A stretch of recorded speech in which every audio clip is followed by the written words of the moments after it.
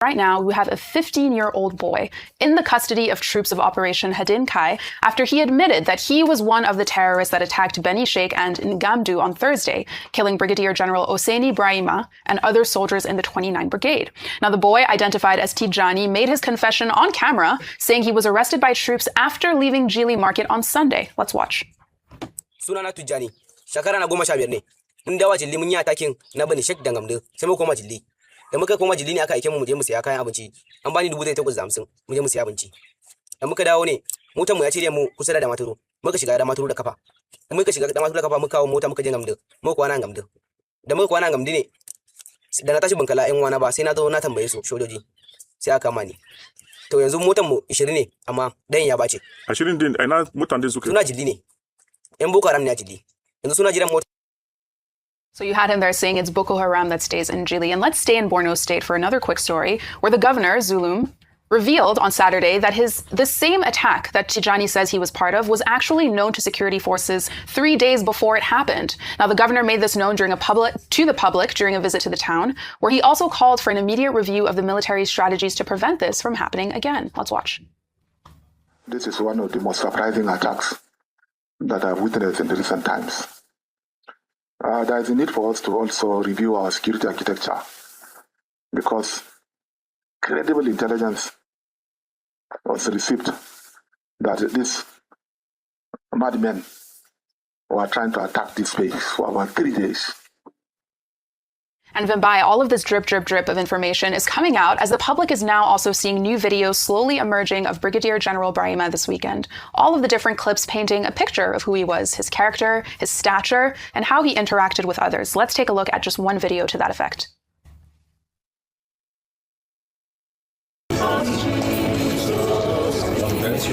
I like your moustache. Regards to the family, eh? God will see you guys through to the end of your tenure. Eh? All the best. IBB. No, IBB is the happiest because he knows he says he's directly behind me. By taking all of these stories together, because we've essentially just been talking about Borno State this morning, but, you know, we're seeing this 15-year-old boy essentially admit to a terrorist attack. I mean, what comes to mind when you see something like that? And the person who was killed in the effect. There's so many things to put together here. Again, we continue to mourn Brigadier General Arima and all our fallen soldiers.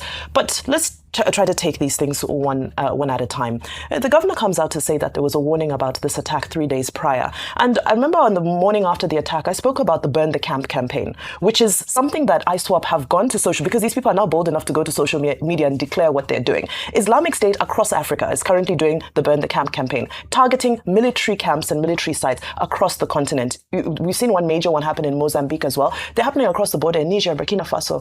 So this is something that, you know, there ordinarily should have been intelligence about. And he's saying there is intelligence. However, we see this repeated pattern that we've now unfortunately become accustomed to, which is our failure to act on intelligence. Now, many people are calling what then happened, Jili Market, sort of a retaliatory attack. I don't know if retaliation is the correct word, but I think there we can talk about the efficiency of intelligence, which is that they tracked these people from the scene of that attack to the place where they were then annihilated. Now, let's talk about the complexities. For me, the complexities lie in what feels like policy inconsistency. We're setting a very dangerous precedent for ourselves if we now say that any community that has terrorists embedded in it means that the community sympathizes with terrorists, so they deserve to be wiped out. Very dangerous precedent if that is what we're saying, because we know that with asymmetric warfare, it's barely black or white. There's a lot of intrigues that go into it. And what is important is to ensure that the life of a Nigerian is preserved at all costs. The same, one day we hope to get to the same extent that Donald Trump did for that Air Force officer who was trapped in Iran. We want to see that kind of passion and love and investment go towards protecting a Nigerian life. Having said that, you see this young man, and we now go into the debate about, okay, there are people who've been convicted for supporting these terrorist organizations through selling goods to them, trading with them, and so forth. You ask yourself, well, there's a vacuum of governance. what were the people going to the market to do? What do they go to do there on a weekly basis? They go to trade because they can't survive. What will they survive on? I'm not making a case for, I'm not a terrorist sympathizer by any means whatsoever. I'm just trying to draw nuance to how complex this issue is and why it's so difficult for us to tackle it and nip it in the bud. The terrorists have created a war economy. Fine, we cut off that war economy. What is the alternative for the people of these communities? Government needs to step in to create an economy for these people so that they don't fall back into the hands of who and whatever God knows name the group of that's going to try and crop up next. Hopefully affliction will not arise again in this instance. On my last point, sorry, as I round up, is now the complex issue of rehabilitation, reintegration, because we are saying, okay, there are some people in the community who are complicit that deserve to be wiped out. Or that deserve to be treated as terrorists. But then there's also a policy at the moment that says, no, but some people should be reintegrated. Right. So we need that policy consistency so that even the citizens, so that even when we go to the grassroots and there's communication happening with the people on the grassroots who are directly affected by this, because these terrorist organizations, whether it be Hamas as they operate in the Middle East, or whether it be Islamic State as they operate in Nigeria, their modus operandi is to use civilians as their human shield. So all these things, I'm not a security expert, but for me, I think, you look at all of these things and you realize why there's kinetic and there's non-kinetic. Again, we want the terrorists annihilated, but we also want innocent Nigerian lives to be preserved. And we also want a country and an economy that's conducive so that we don't have innocent civilians feeling that they have no one to turn to, but this false evil, so self-proclaimed savior to try and fend for themselves. Right. So for me, that's the way I see the issues. The more of your story here is what nobody has talked about, which is the increasing emergence of a group of child soldiers, child terrorists. That boy, if it is true indeed that he's just 15 years, he's been robbed of his innocence. He's been robbed of his future. And he's not alone.